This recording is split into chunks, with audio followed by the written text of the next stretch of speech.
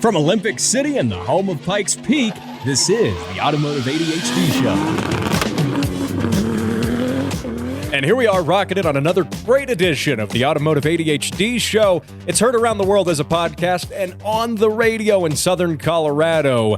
Matt West here, hanging out with you, talking about cars. Oh man, I got a packed show for you. Really packed show. I've got tons of stuff to talk about and tons of cool sound clips to play too. I got a bunch of them, so that's going to be really exciting. We're going to talk about F1 driver Charles Leclerc and how he released his new hit single on Spotify. Yep.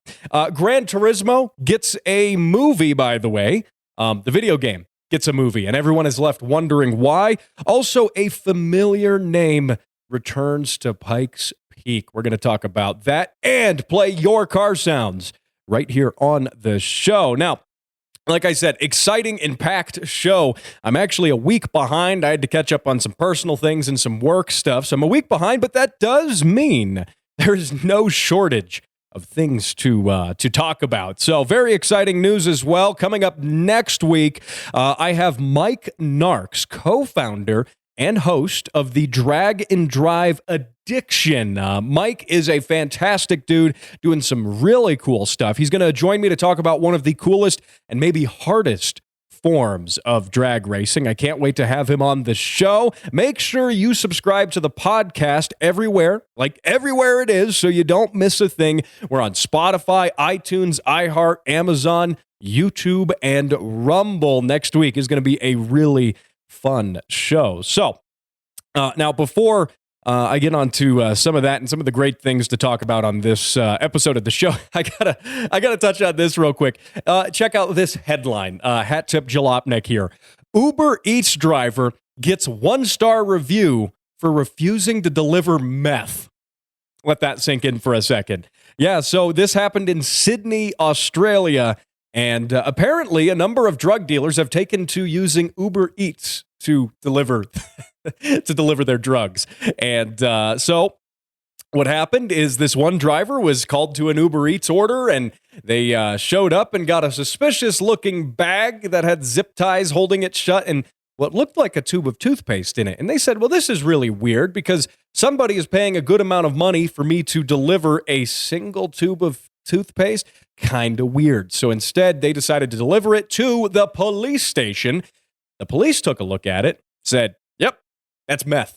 There's meth in there. And now the hilarious thing here is the person who hired them, who did the Uber Eats order, called the driver to cuss the driver out, complain about them, and then write them a 1-star review for not delivering the meth. And this is where it gets even crazier, by the way, because apparently initially, until this story made the news headlines, Uber Eats didn't actually, the driver complained to Uber Eats that there's this 1-star review for declining to deliver meth, and they wanted to have that review removed from their score as a driver, obviously, for obvious reasons. And Uber Eats wouldn't actually do it. And Uber didn't refund them the money that they lost on that initially. That was until this made some media headlines, and suddenly that changed. Kind of weird how I guess moral of the story here is if you're an Uber driver, that you should probably, if this happens to you, complain to all of the media outlets and then write a complaint to Uber that you got a 1-star review for declining to deliver meth. I mean, this is weird. I mean, when you think about it, drug dealers must be getting really desperate now, in my opinion. They must be getting extra desperate that they're using that they're using this method to deliver drugs. Like, yeah, I can't even be bothered. Or maybe drug dealers are getting, I don't know, maybe they're getting lazy now. I don't know. I don't know any drug dealers, but maybe they're just lazy now. Why would I do it if I can have Uber Eats deliver the drugs for me? So, oh man, I don't know. Hey, lots of great stuff to talk about here. We're going to be talking about F1 and maybe music. That's next. In these trying times, the Speed Council needs your support. Well, mostly your money. All right, just the money. Join our Patreon today at thespeedcouncil.org to get exclusive benefits when you support Automotive ADHD.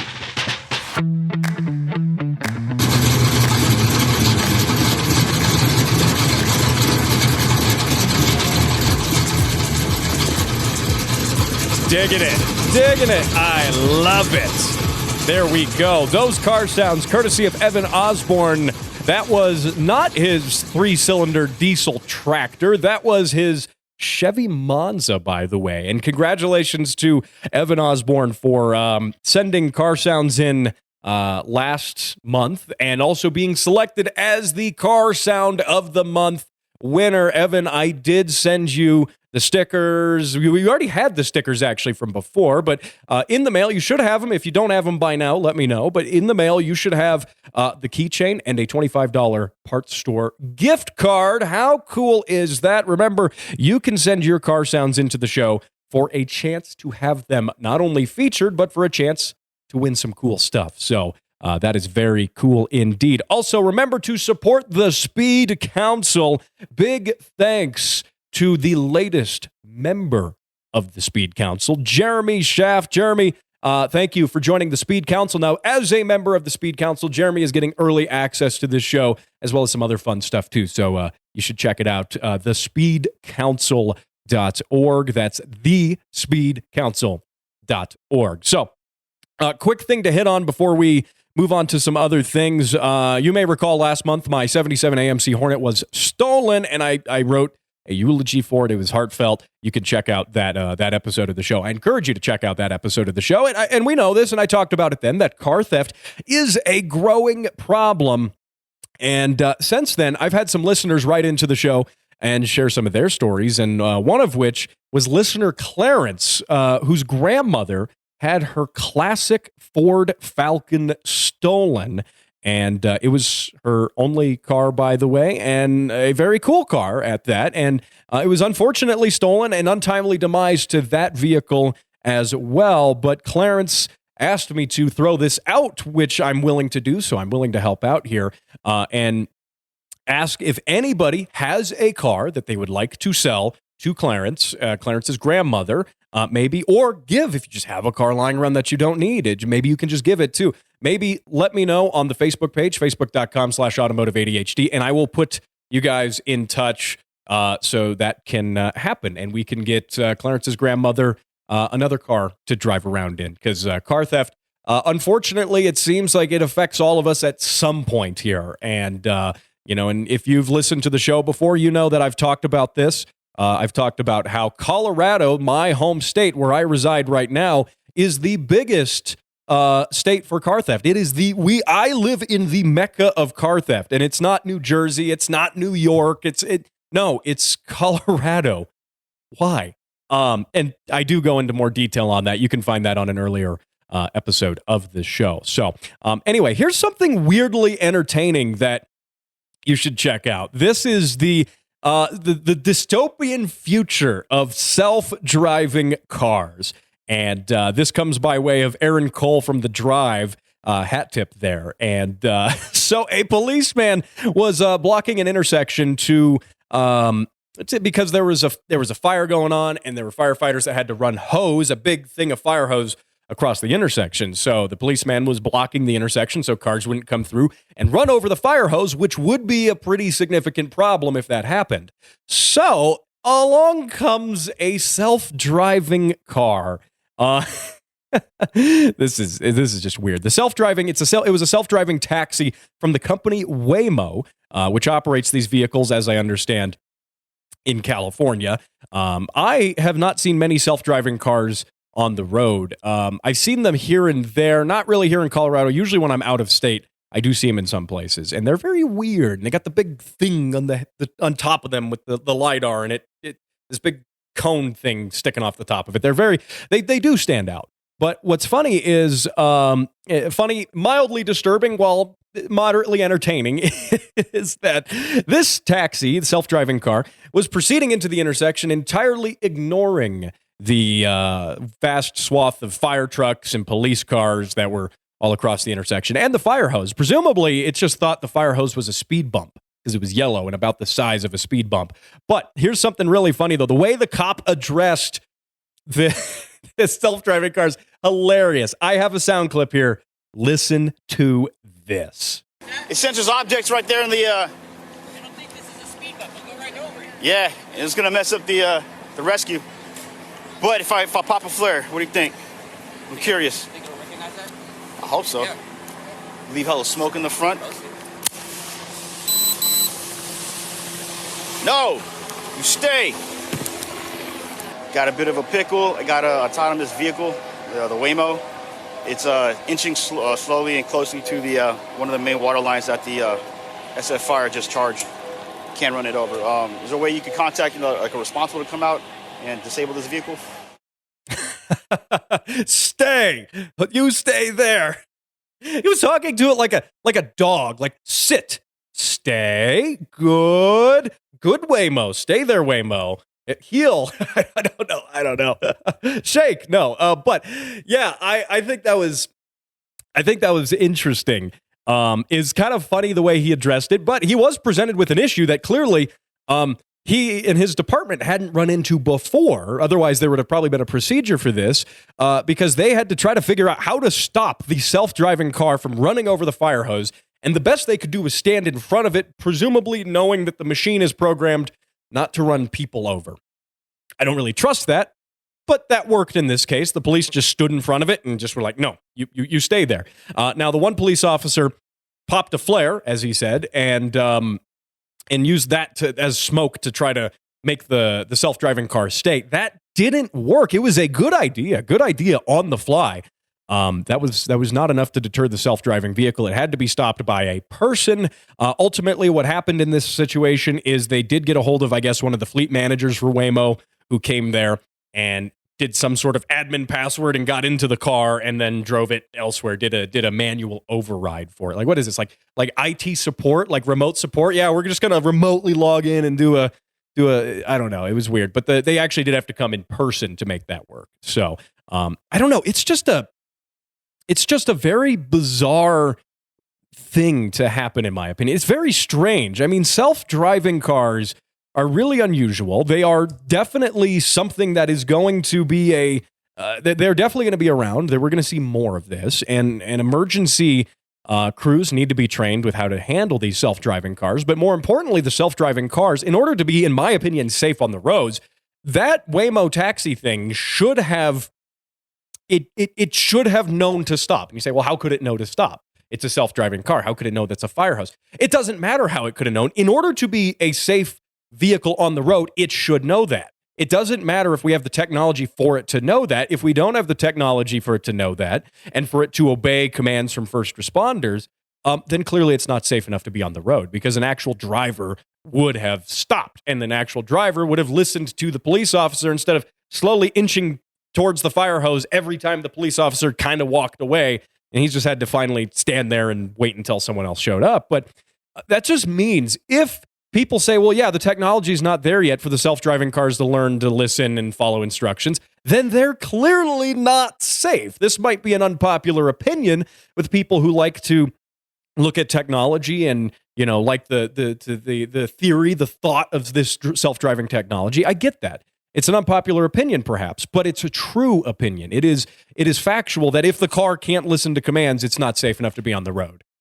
Because, I mean, had you been an actual driver and you disobeyed the police officer's commands, you would have gotten in some trouble. Self-driving car? Who's responsible for it? Who is really responsible?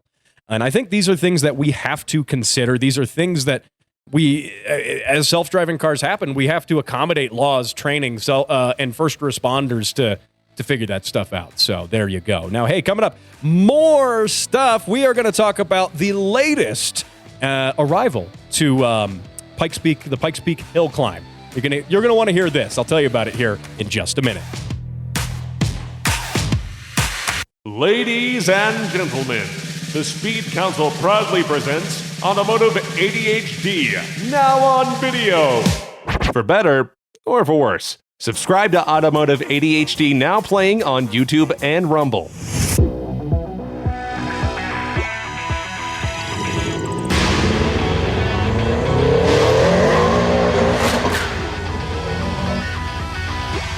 Nice.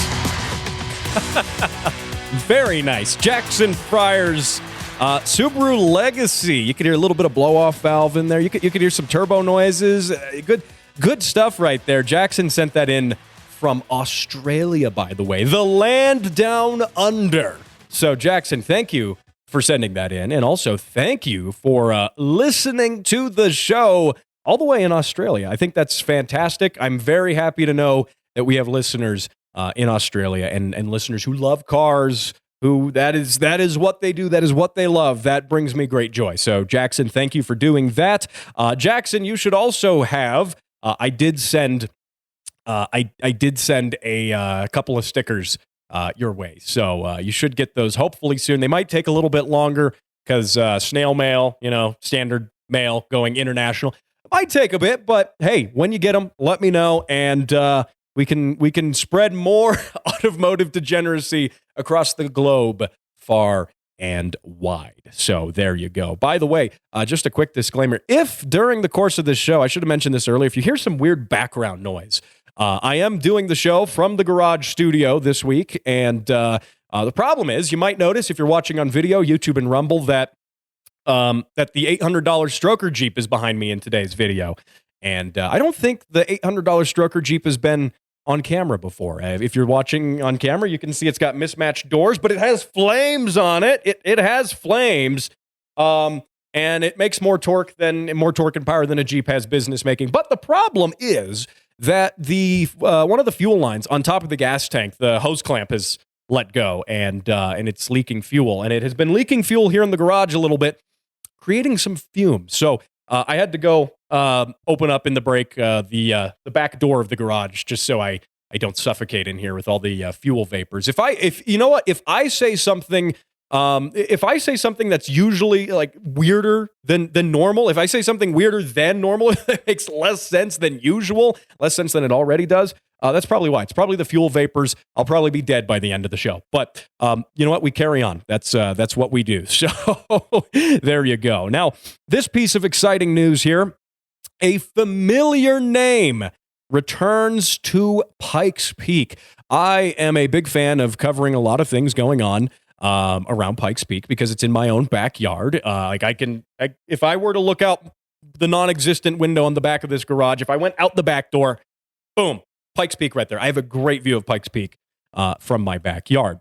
That being said, I like attending the races at Pikes Peak and have partnered up with Jimmy Ford from Jimmy Ford Racing to provide you some exclusive coverage of the hill climb that you're just not going to get anywhere else. So you do have to stay tuned for that. That's coming up here in just like a month and a half, 2 months.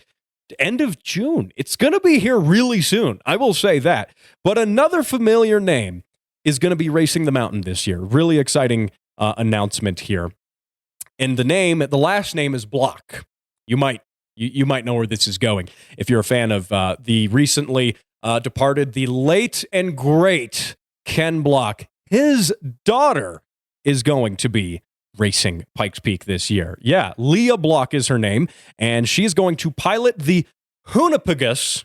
Hunapagos? It's like it's I don't know. It's the name of the car. It's a tough one there, but that's the name of the Porsche, the bright pink wide body Porsche hill climb car, like Pegasus, but Hunapagos, like Hoonigan Pegasus.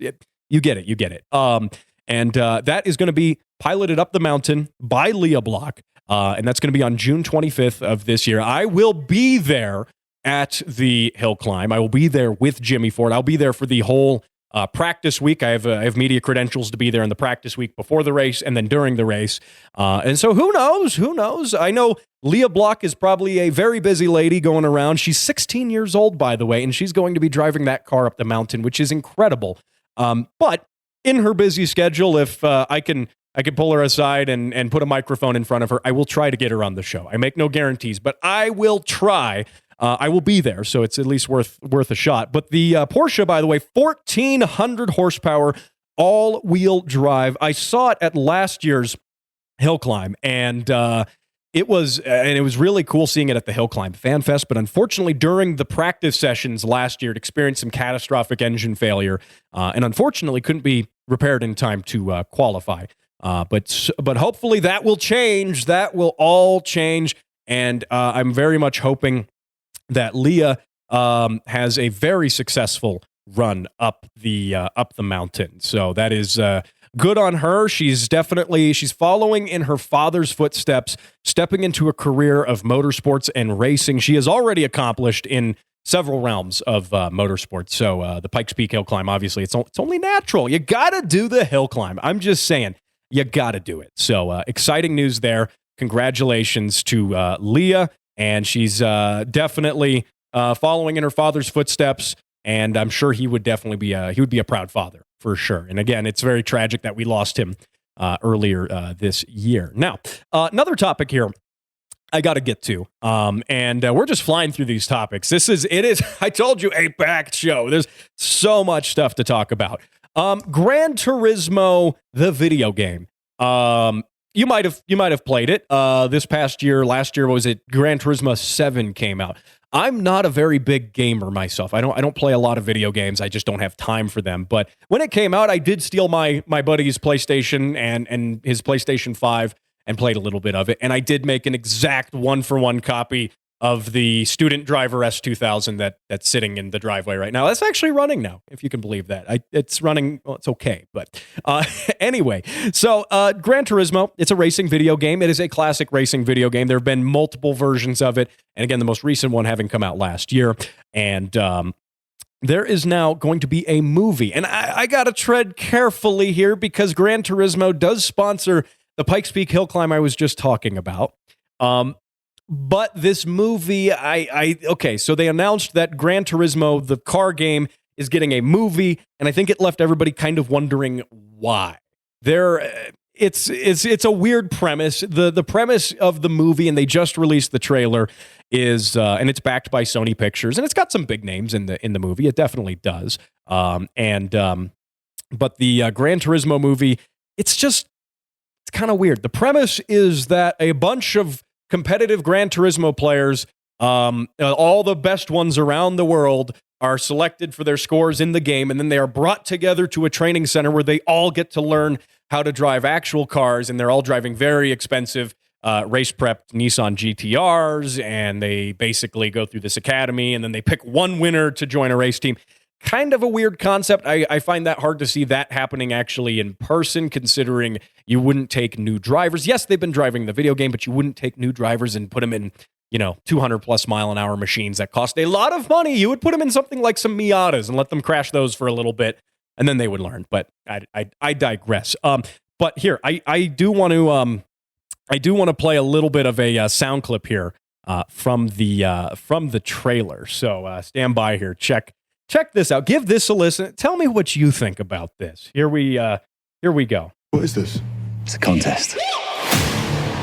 The best Gran Turismo players in the world get a chance to compete in professional racing. Dude, this is real. This is real. I'm sorry. You really think you're going to take a kid who plays video games in their bedroom, you're going to strap him to a 200 mile an hour rocket? It'll tear him to pieces.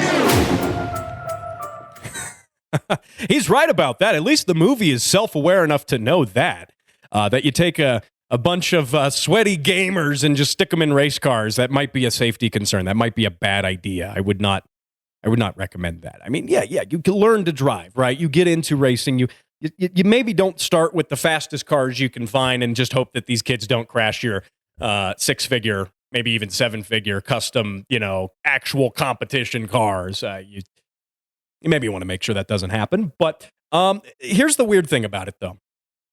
Why? Why do we need... So before I get into that, I'm getting ahead of myself. And there's the music. Oh, hey, tell you what. I'm going to finish this thought, because I got to finish this thought. I'm going to finish this thought on the other side of the break. We got to stick to the breaks because of the radio show, and I love it. But here you go. We'll finish those thoughts coming up here in just a minute, and we'll also talk about how an F1 driver has a hit song on Spotify. That's next.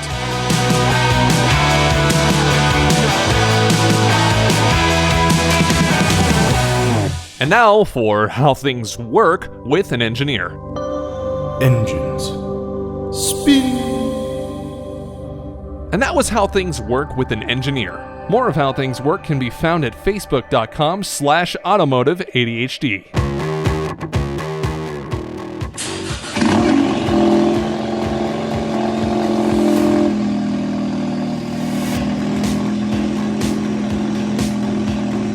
That is regular listener of the show, Bailey, and his 2017 Focus ST that he just installed a catless downpipe on. So there you go. Nice and loud. A good droney cold start there. You got it. You got to love it. Bailey, thank you for sending that car sound into the show. And thank you for being such a dedicated listener of the show. Big shout out to Bailey. He's always interacting with the show and doing cool stuff on the Facebook page, facebook.com/automotive ADHD. So I got to finish my thoughts here from the last segment.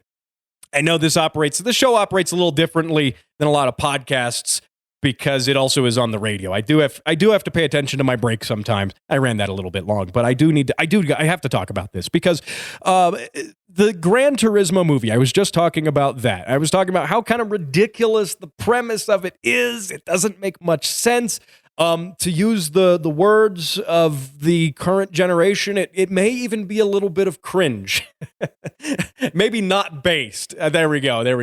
I'm trying to use some Gen Z humor here. I don't know if it's working. It's probably not working. But that being said, there's some certain things. There are certain rules of the universe, which one of those rules of the universe is that video game movies typically do not do well. And I know the Mario Brothers movie just came out and smashed some box office records. I'm going to ignore that for the sake of this rule. It is a rule except for that movie. But typically video game movies, they just don't do very well. Video game adaptations of movies typically don't do well.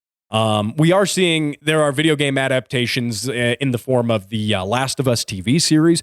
That has done quite well. But generally speaking, video game movies just don't stick. And what I find so weird is a video game movie about a car racing video game, and it has a lot of scenes from the video game in it, and it like parallels the drivers racing in the game, and then they're racing in real life, and then they're racing in the game. And I get that, and I'm saying this as a disclaimer, sort of. I understand there's an entire generation of people, of kids and young adults whose introduction to racing has been through Gran Turismo. And I'm not trying to slam on the game itself. The game is fine. The game is fun. I'm not a big gamer, but the game is fun. That's fine. And there is some merit to sim racing. Competitive sim racers do gain some skills. I believe that there is some skill that you can build when it comes to, reading where your line should be on a racetrack and doing some different things like that, learning a little bit about your braking zones and stuff like that. But I feel like a critical part of driving is actually doing the driving as well. And I feel like the experiencing the G-force, and not just because no matter how real the sim racing gets, even if they do it with the VR headset on, you don't experience that G-force. You don't experience that actual feel of the car. It's not the same thing. So while I think you can translate some skills from sim racing to actual racing, I don't think it's necessarily one of those things where you could just jump from a sim racing rig and then jump into 1,000 horsepower all-wheel drive GTR race car and not wreck it, or at least do well enough to be competitive, even if you didn't wreck it. I just think that gap is it's a little bit of fantasy there, just a little bit, but that's okay. Movies are fantasy, right? But here's my problem. Here's my criticism of the movie, and it's just existence, which is there are so many good stories about racing. There are so many different stories that you could tell, and this film comes off being a little pretentious too in many ways. It just comes off being kind of strange, and there's a heavy use of CG in a lot of the scenes, and I don't know. I think you could tell a lot of very interesting stories throughout the rich history of racing. I mean, we've had movies about Niki Lauda, F1 driver in the 1970s. We had Ford versus Ferrari, a box office hit that resonated with not just car enthusiasts, but people who also just regular folks. And you can absolutely do that. You can do that. There's so many good stories to tell. I mean, come on, we need more movies. They're movies, plural. There could be a number of movies about like Smokey Yunick, The famous, the famous guy who might or might not have cheated a lot in NASCAR back in the day. And I know there's been some things, films and stuff here and there about him. But I mean, like, there's so many good stories to tell in racing of actual things that have happened. And this Gran Turismo thing, they say it's loosely based on a true story or a promotion that they did. I'm not really buying it. I'm really not buying it a whole lot. And it's just that the entire movie is designed to be product placement. So obviously Gran Turismo 7, the video game, is the primary focus of it. And then Nissan is the other big sponsor. All of the cars they're driving are like Nissan GTRs. So, there's some product placement going on there. I get that. Companies need their product placement. They need their advertisements. But this is a film that I think had you spent the money elsewhere, there's so many other good stories you could tell. And instead of doing this fabricated, strange, over-dramatized story about a kid doing sim racing and then going through like driver boot camp with all these other sim racers and then going on the racing team. It's just a little, I don't know if I'm coming off as with the opinion that I really have here, but it's kind of weird. It's disingenuous. I mean, there's so many other things you could do. So I think the movie leaves us wondering why. Why does it exist? And it exists because money, and it exists because sponsorships. And I know Gran Turismo now, who sponsors the Pikes Peak Hill Climb, is never going to sponsor me, but that's okay. That's fine. I'll make do without them. But you know what? The game's fun. I'm sure the movie's going to be entertaining. I will probably go watch it just to say that I did. Just to say that I did. I could be totally wrong. This movie could be amazing. The story and the writing and the directing could be fantastic. And I could be entirely wrong. It wouldn't be the first time, but I don't think I am. I don't think I'm wrong. So we'll see. We shall see on that one. Let me know your thoughts on the Gran Turismo movie on the Facebook page, facebook.com/automotive-ADHD. You can absolutely check that out. So now one other thing I got to talk about before we wrap up this episode of the show. I have so many different stories to talk about, and I don't even have time for them. It's amazing how time flies. But this is funny. So Formula One racing driver Charles Leclerc, or Charles Leclerc, as he's known by fans, he is he's an F1 driver. Speaking of racing, actual racing, not video game racing, but actual F1, right? Well, he's now a musician, and he's got a song on Spotify, and I got to tell you about this. But before I do, let me play this quick highlight clip from him in F1, a fantastic overtake that he did with Max Verstappen. There we go. I swear it's those gas fumes. They're getting to me. Anyway, here you go. Listen to this. Down the inside goes Charles Leclerc on Max Verstappen. Oh, and did that catch Max Verstappen napping a little bit? Because he certainly wasn't expecting Charles Leclerc to come down the inside. That was a brilliant move. Okay. Amazing F1 driver, whether you like him or not, whether you like the team he's on or not, you got to appreciate some of the driving skill that this guy has. And he also apparently touts some other talents. So some other talents, including classical music. Yeah, this is interesting. He just dropped his Spotify single. And it's like, yeah, check out my single on SoundCloud. No, he's a little cooler than that. And I do think this is actually kind of mind-blowing how good of a musician this guy is. Listen to this. I can only play a short clip lest his expensive F1 lawyers come after me. But here, just this is actually, in all seriousness, not what I would expect from a Formula One racing driver.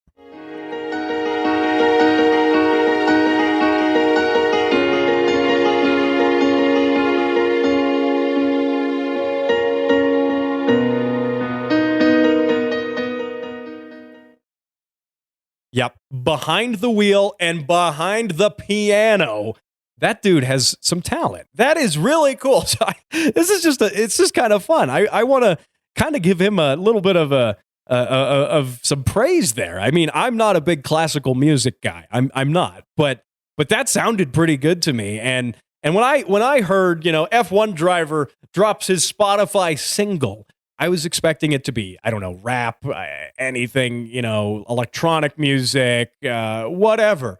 I was expecting that. I feel like that's probably what it would be if it was Lewis Hamilton. But no.